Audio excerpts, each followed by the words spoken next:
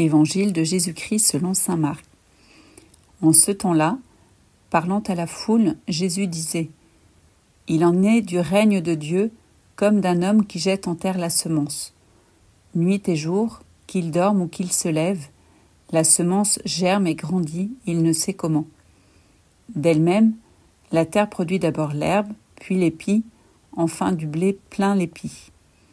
Et dès que le blé est mûr, il y met la faucille, puisque le temps de la moisson est arrivé. » Il disait encore : « À quoi allons-nous comparer le royaume de Dieu ?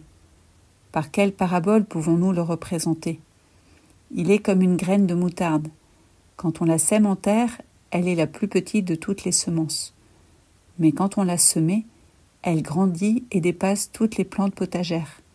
Et elle étend de longues branches, si bien que les oiseaux du ciel peuvent faire leur nid à son ombre. » Par de nombreuses paraboles semblables, Jésus leur annonçait la parole, dans la mesure où ils étaient capables de l'entendre. Il ne leur disait rien sans parabole, mais il expliquait tout à ses disciples en particulier.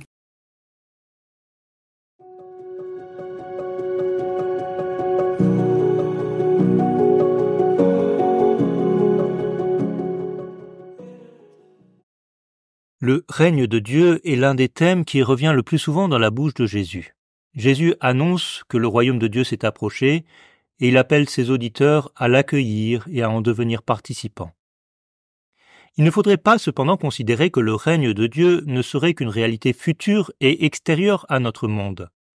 En utilisant ces images de graines qui s'enfoncent dans la terre et grandissent, Jésus veut sans doute signifier que le règne de Dieu est une réalité déjà présente et qui vient grandir et s'étendre à l'intérieur de notre monde. C'est ce qui donne un sens à notre vie humaine. Le règne de Dieu est déjà présent et, dans la mesure où nous l'accueillons, nous le laissons grandir non seulement en nous, mais aussi à travers nous. Le règne de Dieu, de manière discrète et puissante, vient renouveler non seulement l'humanité, mais aussi toute la création.